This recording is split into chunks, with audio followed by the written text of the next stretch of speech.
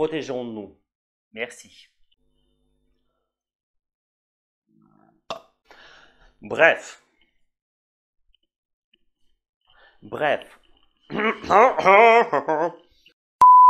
Bonjour, c'est toujours moi et bienvenue dans ma nouvelle vidéo de français.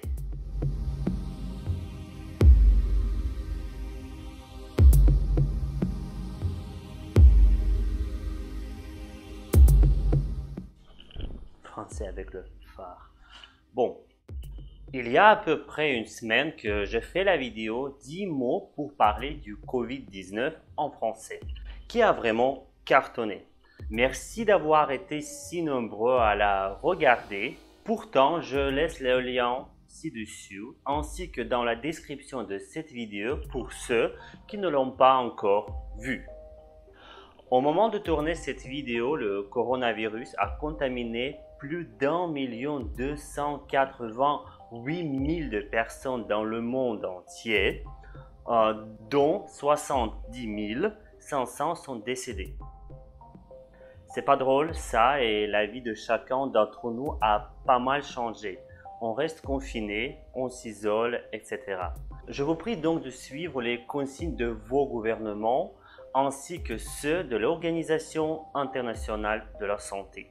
En effet, pendant notre nouvelle leçon, je voudrais continuer de vous parler du Covid-19 et de vous donner encore 10 mots et expressions que vous devez retenir et employer pour parler de la pandémie. Avant de commencer, je voudrais vous remercier de nouveau parce que grâce à vous, on a atteint 3000 abonnés.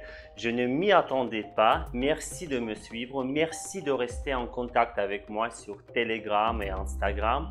Et au cas où vous ne seriez pas encore abonné, faites-le immédiatement et n'oubliez pas d'activer les notifications pour rester au courant et ne pas manquer de nouvelles leçons de français avec moi. C'est parti!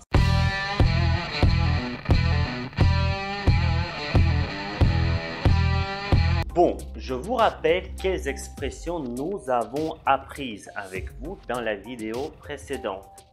C'est bien épidémie, pandémie, se propager, la propagation, confinement, être confiné, être en quarantaine, isolement, auto-isolement, le barrage, le cordon sanitaire, en couvre-feu, s'approvisionner, faire ses provisions, gel hydroalcoolique, un masque chirurgical, un respirateur et bien sûr jusqu'à nouvel ordre. Vous pouvez toujours réviser ces expressions. Le lien est dans la description de cette vidéo. Commençons cette fois-ci avec le mot Covid-19 même. On l'entend dire chaque jour à la télé, à la radio, ou on le lit sur Internet sans parfois se rendre compte de sa signification. Oui, c'était un peu bête de ne pas en parler dans ma toute première vidéo. Bref, Covid-19, c'est la sigle anglaise où CO veut dire corona, la couronne en latin, en référence à la forme en couronne. VI signifie virus, D vient de disease, maladie en anglais. 19 indique l'année de son apparition. Pourquoi donc ne pas l'appeler Covid-19 en français? Vous êtes où les puristes de français? Confinés chez vous ou quoi? Alors, le Covid-19, dit aussi coronavirus, c'est bien le virus qui a provoqué la pandémie qu'on a maintenant. La maladie a commencé à se répandre en Chine et aujourd'hui, elle est présente sur tous les continents, sauf l'Antarctique peut-être. N'oubliez pas d'utiliser l'article défini le parce que Covid c'est masculin grâce au mot virus chiffré dedans. Et dites-moi en commentaire si vous connaissiez la signification de l'acronyme Covid-19 avant. Alors, le Covid c'est un virus contagieux. Et mon numéro 2, donc l'adjectif contagieux, contagieuse qui signifie ce qui se transmet facilement d'une personne à une autre personne.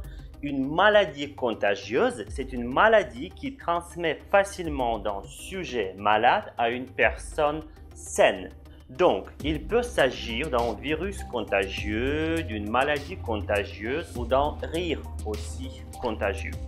Exemple, une maladie très contagieuse causée par le Covid-19 se propage en Europe et dans le monde entier. Ce virus contagieux peut facilement contaminer ou infecter quelqu'un. Les voilà deux verbes qui sont sous le numéro 3 de cette vidéo. Contaminer ou son synonyme infecté sont des verbes qui signifient transmettre une maladie d'une personne malade à quelqu'un qui ne l'est pas encore. On peut infecter, contaminer une personne ou un milieu. Voilà tout comme ce pauvre Chinois qui avait acheté cette chauve-souris et qui a contaminé son entourage. Un autre exemple, il faut isoler ce connard malade pour qu'il ne contamine pas toute la famille. Donc, en tombant malade et en étant contaminé, on devient porteur ou porteuse du virus. C'est celui ou celle qui, parfois sans même le savoir, peut contaminer une autre personne. C'est celui qui porte un virus, une maladie. Si vous tombez malade d'une maladie contagieuse, vous devenez porteuse d'un virus, d'une maladie. Parfois, la maladie peut se passer sans aucun symptôme approprié et donc, nous devons tous porter un masque chirurgical pendant la pandémie. Exemple, nous devons rester à la maison pour éviter de contacter les porteurs du Covid-19. Pour identifier un porteur du virus, il faut dépister la maladie, il faut passer un test de dépistage. Voilà numéro 5 de mon top. Dépister un test de dépistage. Dépister signifie découvrir, déceler une maladie, un handicap chez quelqu'un en groupe par une recherche systématique. Donc, avant d'hospitaliser quelqu'un, il faut dépister chez lui une maladie. Exemple, la France a acheté des tests de dépistage en Chine pour pouvoir mieux dépister le Covid-19. J'espère que c'était clair. Bon, nous venons de voir 5 nouvelles expressions pour parler du coronavirus qui sont Covid-19, l'adjectif contagieux, contagieuse, les verbes contaminer, infecter, un porteur, une porteuse, en test de dépistage. Si vous avez loupé quelque chose ou si vous avez envie de vous rassurer de la compréhension de ces termes, vous devez reculer la vidéo pour pouvoir regarder encore une fois. Sinon, on continue et on passe aux 5 expressions suivantes. Numéro 6 de mon deuxième top 10, c'est bien la période d'incubation. Il faut comprendre qu'une personne contaminée ne tombe pas malade immédiatement, ne tombe pas malade tout de suite. Elle peut se sentir bien pendant une très longue période. En cas de Covid-19, jusqu'à 14 jours avant qu'un premier symptôme apparaisse. Pourquoi? Parce que le virus doit s'installer dans l'organisme et il doit infecter des cellules saines, s'intégrer dedans. Mon exemple. La période d'incubation de la coqueluche s'étend entre 7 et 14 jours. Celle du Covid-19 entre 2 et 14 jours. Pas mal. Maintenant, je vous propose de voir le mot suivant. Passons au cas. Le cas, dans ce contexte, peut signifier une personne ayant contacté un malade étant suspecté d'être malade. D'abord, on devient un cas contact. Il s'agit des personnes ayant été en contact étroit avec des personnes contaminées.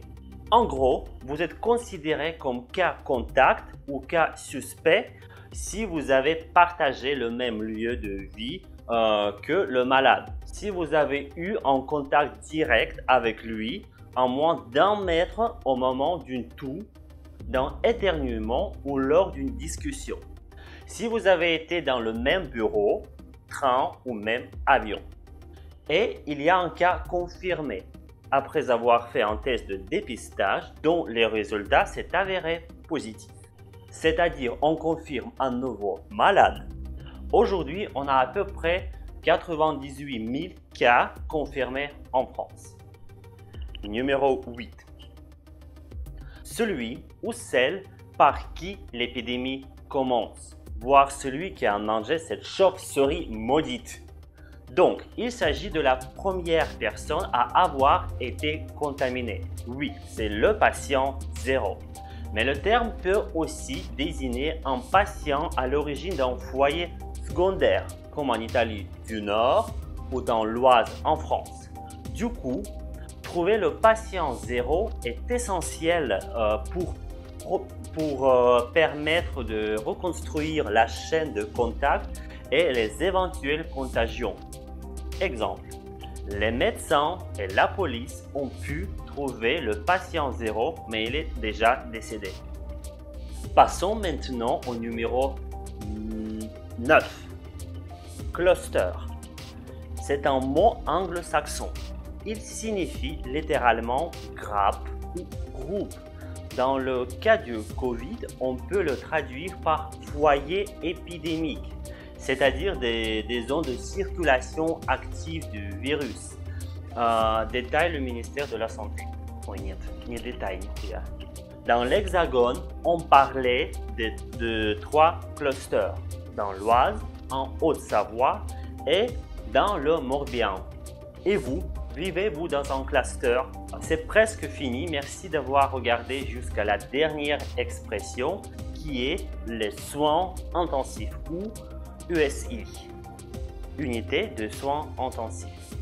C'est le service des soins intensifs qui a pour mission de prendre en charge les patients en état critique, c'est-à-dire qui présentent une défaillance d'une fonction vitale ou qui sont à risque de développer une complication sévère.